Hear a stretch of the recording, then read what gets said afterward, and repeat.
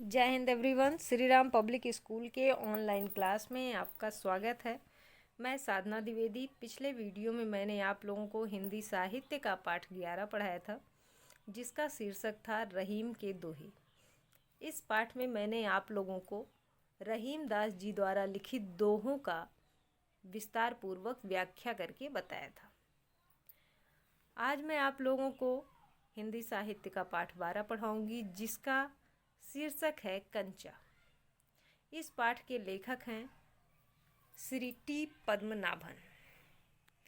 तो सबसे पहले हम इनके जीवन के बारे में थोड़ा जान लेते हैं, उसके बाद पाठ की तरफ बढ़ते हैं।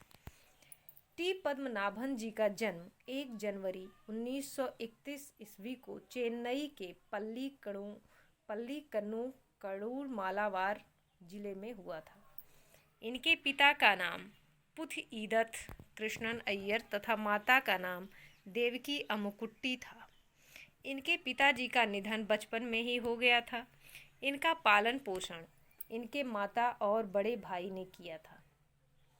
इनकी शिक्षा दीक्षा मंगलौर और चेन्नई में हुई। इनको लघु कहानीकार के नाम से जाना जाता है। इन्होंने वकालत की परीक्षा उत्तीर्ण की तथा थलस्सेरी और कड़ूर कोर्ट में अभ्यास करने लगे। बाद में इनको फैक्ट कंपनी में मैनेजिंग डायरेक्टर के पद पर नियुक्त किया गया। इनको एजुथचंद वल्लठोल वेलर साहित्य अकादमी पुरस्कार भी प्राप्त हुए हैं। आजकल ये सेवानिवृत्त होकर लेखन कार्य में जीवन गुजार रहे हैं। आप लोग तो लेखक के जीवन के बारे में अब जान ही गए हैं, तो अब हम अपने कहानी की तरफ बढ़ते हैं। वह नीम के पेड़ की घनी छांव से होता हुआ सियार की कहानी का मजा लेता आ रहा था। हिलते डुलते उसका बस्ता दोनों तरफ झूमता खनकता था। स्लेट कभी छोटी शीशी से टकराती तो कभी पेंसिल से। यूं वे सब उस बस्ते के अंदर टकरा रहे थे। ये जो लेखक है वो एक बच्चे की कहानी में बता रहा है कि एक लड़का है जो नीम के पेड़ों की घनी छांव से होता हुआ और सियार की कहानी का मजा लेता हुआ आ रहा था। वो इतने मस्ती में चल रहा था, हिलते डोलते, कि उसका बस्ता एक बार इधर झूमता और एक बार उधर झूमता, और जो उसके बस्ते के अंदर सामान रखे थे, स्लेट, छोटी शीशी, पेंसिल, ये सब आपस में टकरा रहे थे। यूं वे सब उस बस्ते के अंदर टकरा रहे थे, मगर वह ना कुछ सुन रहा था ना कुछ देख रहा था। उसे कुछ भी सुनाई नहीं दे रहा था कि बस्ते में कुछ टकरा रहा है, टूट जाएगा या कुछ गिर जाएगा, ऐसा उसको कोई भी ध्यान नहीं था। वो केवल कहानी सुनने में ही मग्न था। उसका पूरा ध्यान कहानी पर केंद्रित था। कैसी मज़ेदार कहानी, कौवे और सियार की। वो कहता है कि बहुत अच्छी कहानी है, बहुत मज़ेदार कहानी है कौवे और सियार की। किसकी कहानी सुन रहे थे? कौवे और सियार की। सियार कौवे से बोला, प्यारे कौवे, एक गाना गाओ ना, तुम्हारा गाना सुनने के लिए तरस रहा हूँ। कौवे ने गाने के लिए मुंह खोला तो रोटी का टुकड़ा जमीन पर गिर पड़ा। सियार उसे उठाकर 9-2-11 हो गया।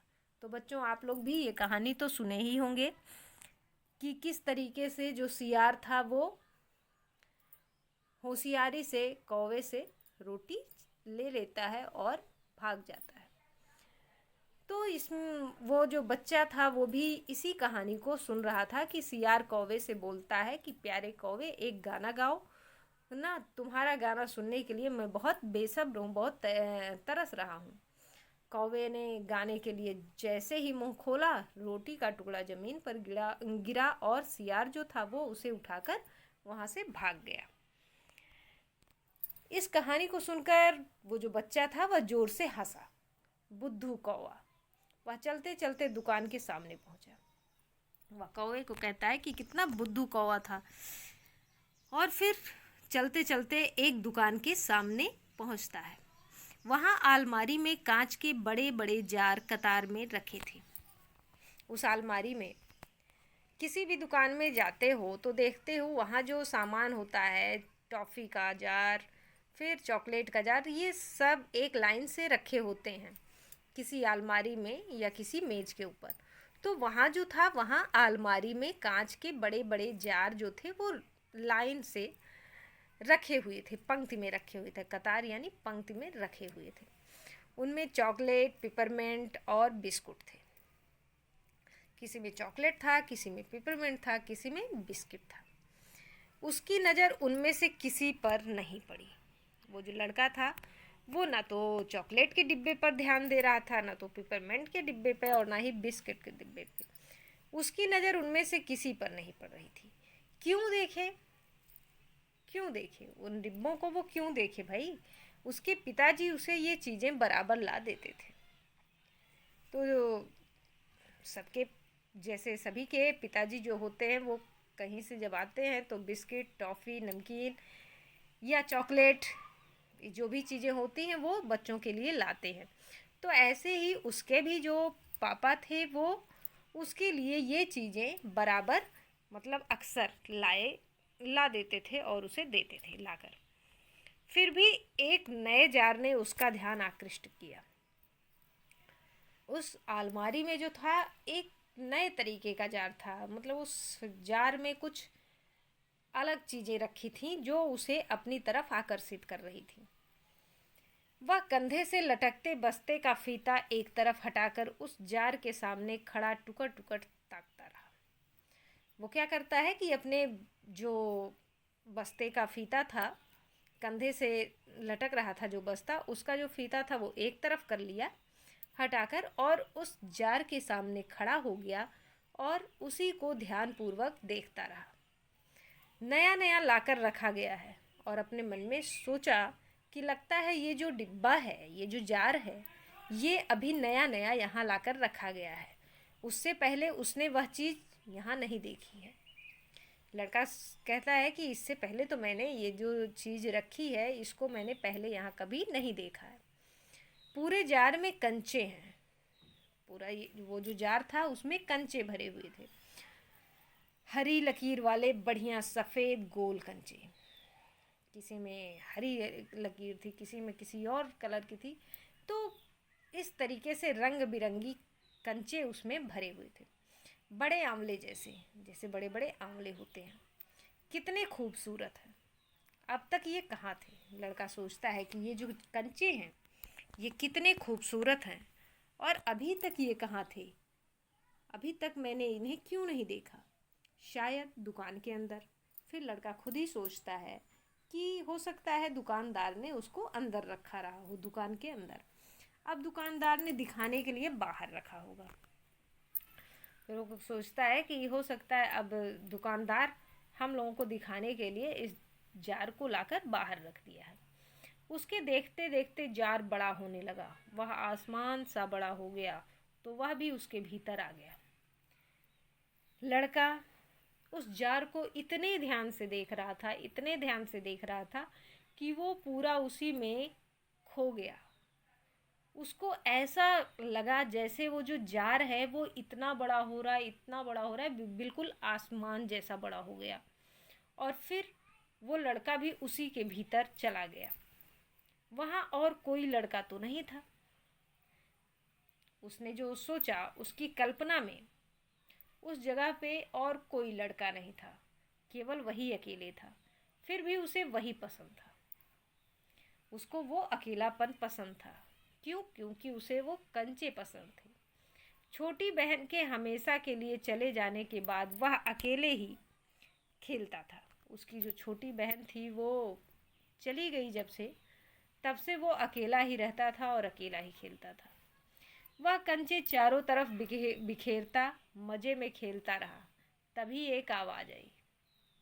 लड़का जो था वो अपनी कल्पना में खोया हुआ था।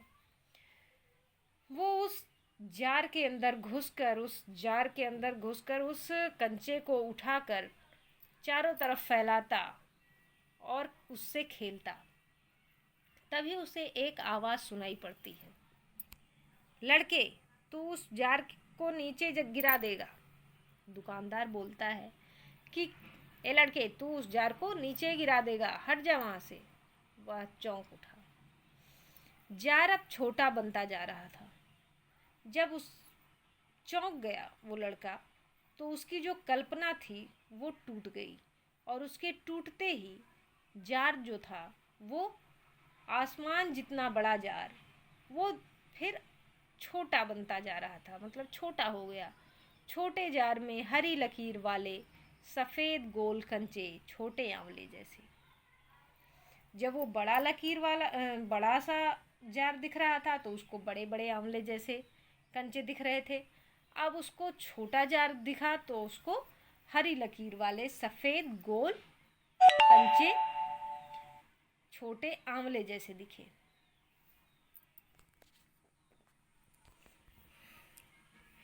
सिर्फ 2 जने वहाँ हैं। अभी तक तो वो ये सोच रहा था कि मैं अकेला हूँ उस कंचे के साथ। अब उसको पता चला कि वहाँ केवल 2 लोग हैं। कौन कौन? वह और बूढ़ा दुकानदार। एक वो लड़का था और जिसकी दुकान थी वो दुकानदार था। दुकानदार के चेहरे पर कुछ चिड़चिड़ाहट थी। दुकानदार जो था वो थोड़ा चिढ़ा हुआ था, थोड़ा सा गुस्से में था। मैंने कहा ना, जो चाहते हो वह मैं निकाल कर दूं। फिर दुकानदार उससे पूछता है कि जब मैं कह रहा हूँ कि जो तुम चाहते हो वो मैं दे दूंगा, तो बताओ ना तुम्हें क्या चाहिए।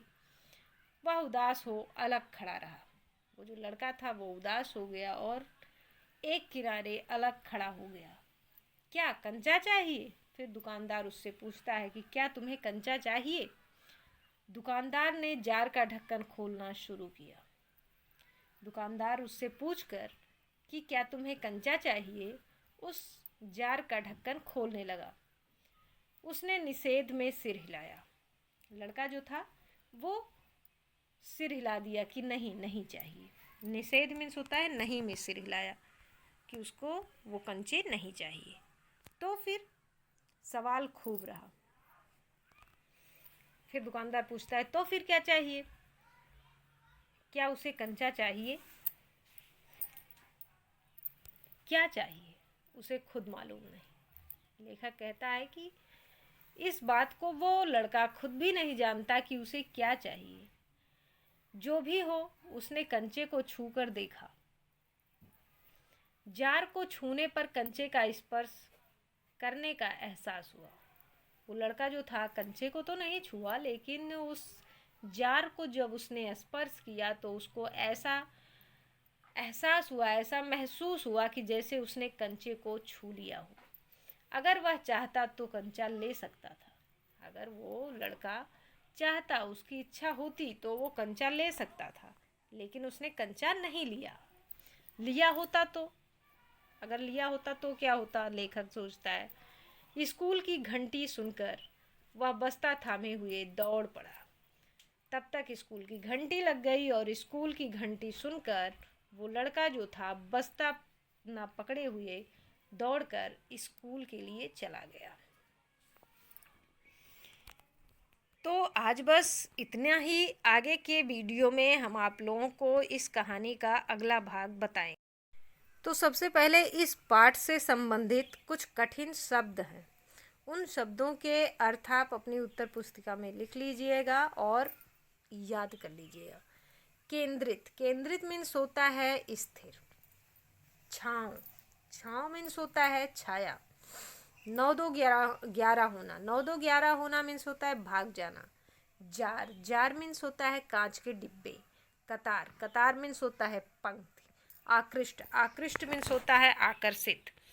टुकर टुकर ताकना, टुकर टुकर ताकना यानी टकटकी लगाकर देखना। निषेध में, निषेध में मीन्स मना करना। थामे, थामे मीन्स पकड़े। मात खाना, मात खाना मीन्स हार जाना। आँखों में चिंगारियाँ सुलगना, आँखों में चिंगारियाँ सुलगना मीन्स होता है बहुत अधिक क्रोधित होना। सुबकना, सुबकना मीन्स धीमी आवाज़ में रोना। चिकोटी, चिकोटी मीन्स चुटकी। सींखचे, सींखचे मीन्स होता है लकड़ी के पट्टे। रकम, रकम मीन्स होता है पैसे। पोटली, पोटली मीन्स थैली।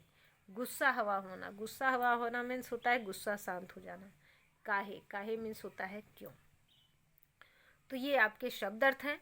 अब इस पाठ से संबंधित कुछ प्रश्न हैं जिनके उत्तर आप अपनी उत्तर पुस्तिका में लिख लीजिएगा और याद कर लीजिएगा।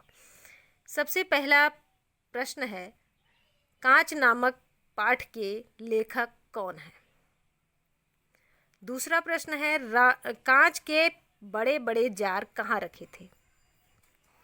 तीसरा प्रश्न है, अप्पू के विद्यालय के रास्ते में किसके पेड़ों की घनी छांव थी, मतलब कौन से पेड़ों की घनी छांव थी।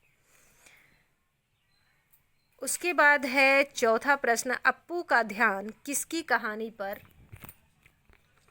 केंद्रित था। इसके बाद है पांचवा प्रश्न, अप्पू को दुकान के जारों में रखे कंचे ही आकर्षित क्यों करते हैं, अन्य चीजें क्यों नहीं।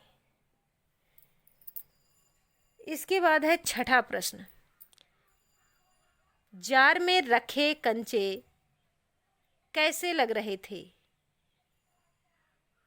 तो ये जो है 6 प्रश्न, इनके उत्तर आप अपनी उत्तर पुस्तिका में लिख लीजिएगा और याद कर लीजिएगा। धन्यवाद।